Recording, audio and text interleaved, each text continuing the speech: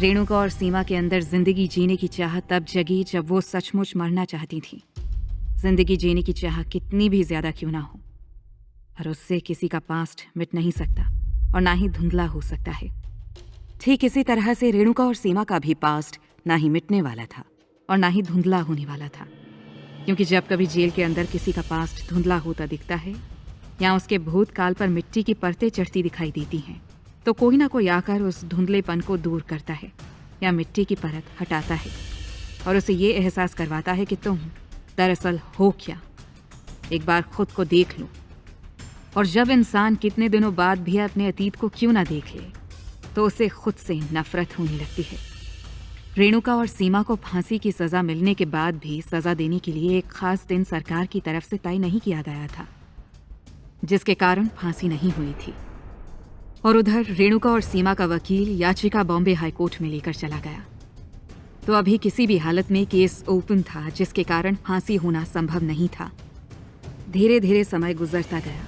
2006 आ चुका था, जहां जेल में रेणुका और सीमा के कुछ दोस्त भी बन चुके थे।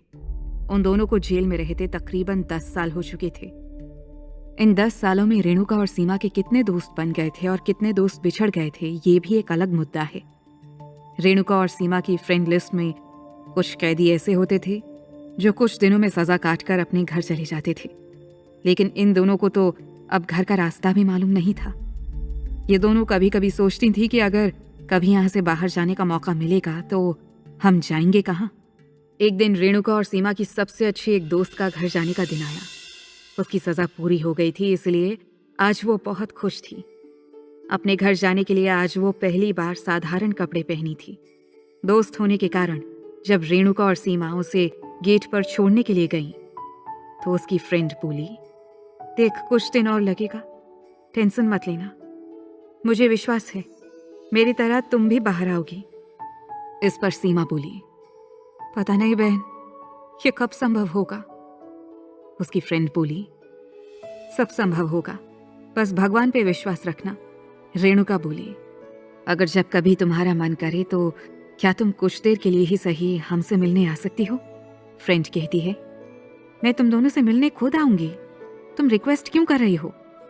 सीमा अपनी फ्रेंड से धीरे से बोली, आज तुम बहुत खुश होगी ना।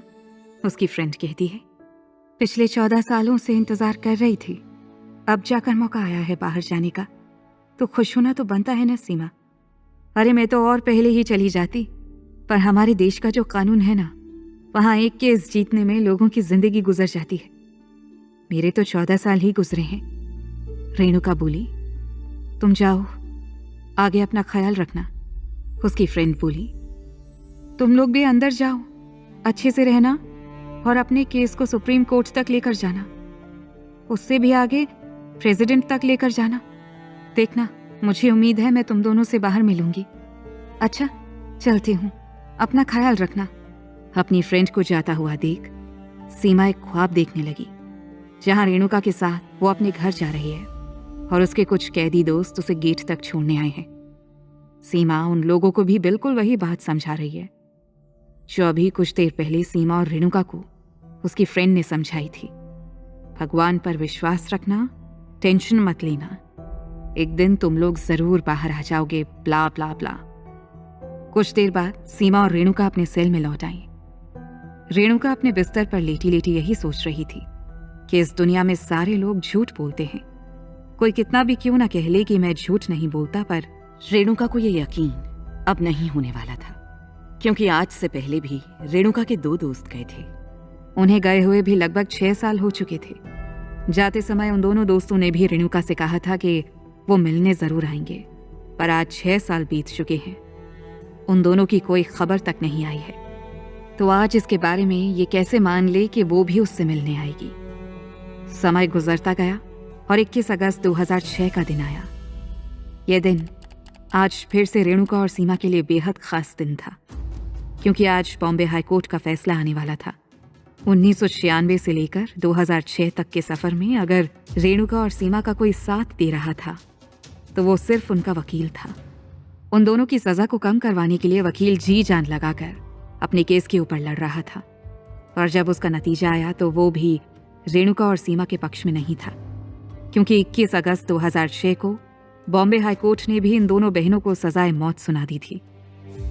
यानी कि रेणुका और सीमा की फांसी का फैसला भी बॉम्बे हाईकोर्ट ने बरकरार रखा था। 2 बार लगातार फांसी की सजा बरकरार देखकर रेणुका कहीं ना कहीं समझ चुकी थी कि आज नहीं तो कल फांसी हमें निश्चित मिलेगी। और सीमा मन ही मन अभी भी सोच रही थी कि वकील साहब ने कहा था कि हम सुप्रीम कोर्ट तक जाएंगे, साथ ही साथ प्रेसिडेंट के पास भी जाएंगे। तो कहीं ऐसा नहीं कि प्रेसिडेंट हमारे केस को रद्द कर दे और हमारी फांसी की सजा खत्म करके वापस हमें घर भेज दे। जेल में दोनों बहनें इसी उलझन में खोई होती हैं कि तभी उन दोनों का वकील आता है और दिलासा देते हुए कहता है, अब हम सुप्रीम कोर्ट का दरवाजा खटखटाएंगे, तुम लोग परेशान मत हो। कुछ ना कुछ तो रिजल्ट जरूर अच्छा आएगा, मुझ पर भरोसा रखो। रेणुका बोली, खुश नहीं हो पाएगा वकील साहब, आप कहीं भी चले जाइए, हमें फांसी ही मिलेगी। सीमा वकील से कहती है, वकील साहब ऐसा नहीं हो सकता कि हमारी फांसी की सजा कैंसिल हो जाए। वकील ने सीमा से कहा, तो मैं और क्या कर रहा हूं? अरे फांसी की सजा ही तो कम करवाने की कोशिश कर रहा हूं। और वैसे भी गुनाह इतना बड़ा है कि फांसी की सजा अगर खत्म भी होती है तो आजीवन कारावास ही मिलेगा। यहां से बाहर निकलने का रास्ता तो पहले ही तुम लोगों के लिए हमेशा के लिए बंद है। कम से कम जेल के अंदर ही रहकर जिंदगी काट लो। रेणुका बोली, आपको क्या लगता है सुप्रीम कोर्ट इस बात पर अमल करेगा? वकील ने जवाब दिया, कोशिश करते रहेंगे, हैं? देखते हैं कितने समय के लिए यह केस खिंचता है। रेणुका मन ही मन वकील को धन्यवाद देती हुई बोली, जैसा आप ठीक समझें। जाते जाते वकील ने कहा, जिस तरह से अब तक तुम दोनों जेल के अंदर अच्छे से रह रही हो, जिस तरह से आज तक तुम्हारा कोई कंप्लेंट नहीं आया है, बस इसको बरकरार रखना। जेल में कोई गलती मत करना, सभी से मिलजुल कर बहुत अच्छे से रहना और अपना ध्यान रखना, ठीक है? सीमा और रेणुका अब समझ चुकी थी कि ये जेल ही उनका घर है और जेल के कैदी ही उनकी फैमिली। घर वापस जाने का उनके मन के अंदर का एक छोटा सा सपना भी अब मर चुका था। अब दोनों की निगाहें जेल की 4 दीवारी को अपने घर की 4 दीवारी मानने लगी थी। रेणुका और सीमा को यह समझ आ चुका था कि लड़ाई उम्र कैद और फांसी के बीच है। एक तरफ अदालत फांसी देने के लिए तैयार बैठी है तो दूसरी तरफ एक वकील उम्र कैद दिलवाने की बात कर रहा है। यहां एक बात सोचने वाली है कि किसी कैदी को जेल के अंदर लगभग 10 साल बंद करके रखा गया हो और कैदी को सजाए मौत सुनाई गई हो, लेकिन सिस्टम की चाल धीमी होने के कारण उस कैदी की सजा आगे टलती ही चली जाती है। तो इस मामले में किसे जिम्मेवार ठहराया जा सकता है? क्या आपने कभी सोचा है